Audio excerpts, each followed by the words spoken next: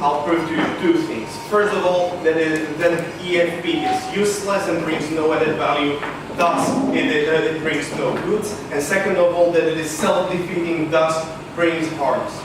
So first of all, I will do this by drawing two worlds. The world where EFP is, like the status quo, and the second world where there is no EFP. Let's focus on the world without EFP to make it clear. We believe that if Russia considered attacking and invading Estonia, Latvia, Lithuania, first of all, I have triple even if for you.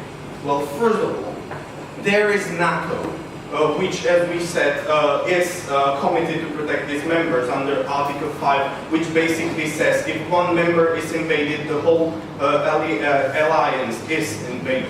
And we have explained why it is in best interest of NATO to protect these members, because it would undermine the whole alliance. As they said, it would set a precedence and so on. So we believe NATO would come and help. Second of all, even if NATO didn't, EU, and this is a point which got no reaction from the side opposition. The EU has so tight economic bonds with the Baltics that it would certainly come to help in order to keep those countries in the EU, because the economic outcomes would be too harsh for the countries to withstand it. Now, secondly, that the Baltic is not the Crimea. Crimea was a different case. Crimea was significantly more pro-Russian. That's why there was no resistance, because those citizens posed no resistance, the soldiers posed no resistance. We believe that Estonia, Lithuania, Latvia and Poland are not the case. In surveys, when they asked even the Russian minority, only a small fraction of them would want to live in Russia, because they see the economic difference between Russia and Estonia. While in Crimea, it honestly makes no big difference if you live in Ukraine or Russia in terms of economic conditions. So we believe there is a strong reason why those people would not want to go to Russia. So now, we see that these are all reasons why Russia would never invade these areas. Even if it was uncertain if all those, no thank you, if all those protective mechanisms will work, there is a principle of Russian roulette. Even if you have only 1 in 6 chance that you will die, and they said that Russia would die because NATO outnumbers them 12-1, we believe that Russia would never attack only because it would risk a horrible outcome for it. So now, to move to the second part of my speech, how this is self-defeating. Now, thirdly, even if this all didn't work, we believe that sanctions are a better way to prevent it. Well, first of all, I'll prove that it is effective, and I will not have much job to do it because it wasn't reactive. That it crippled Russian economy into the point where the GDP shrinks by 2.2% each year because of sanctions imposed after Ukraine. We believe if there is a problem with Russia, we can make those sanctions even harsher to put Russia to its knees and most importantly to decrease its aggressive potential.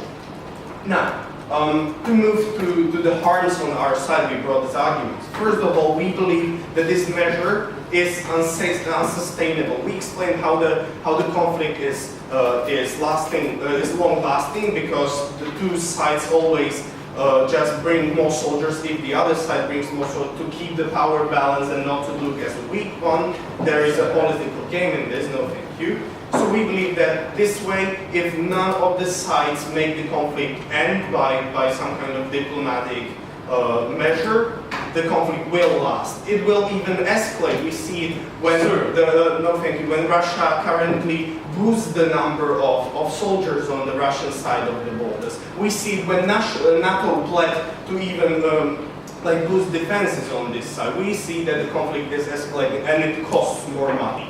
We believe that the countries are not that committed to pay all those money. We see it by them having the problem to even pay 2% of GDP to make contributions to NATO, which is the USA's request. So we believe that in the long run, no thank you.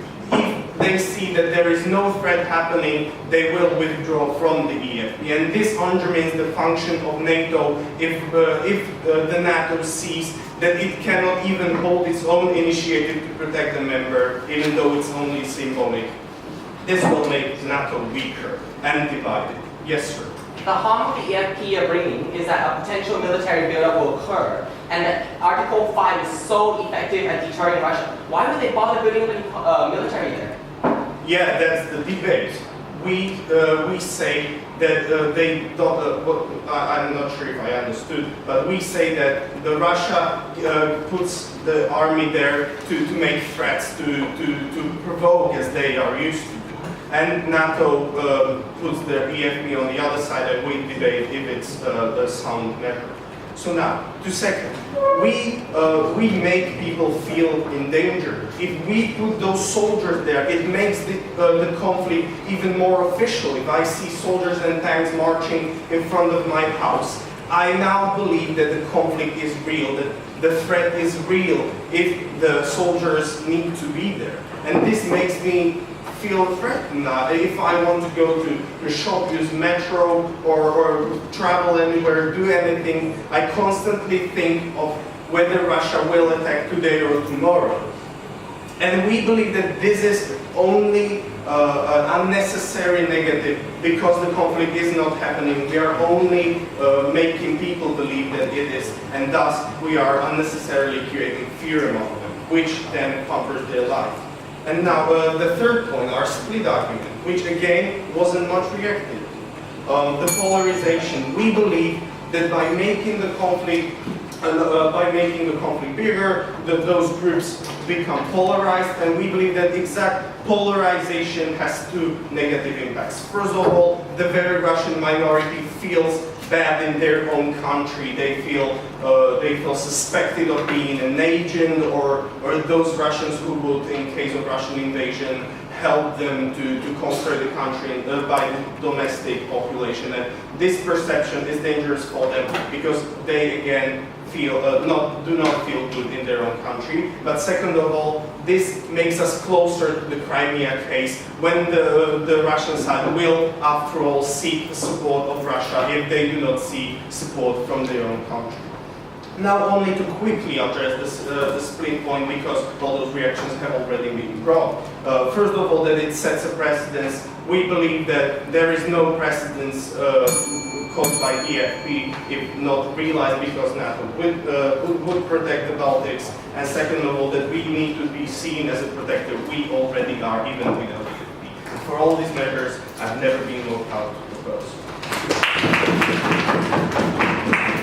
Der Speaker of the Proposition Teams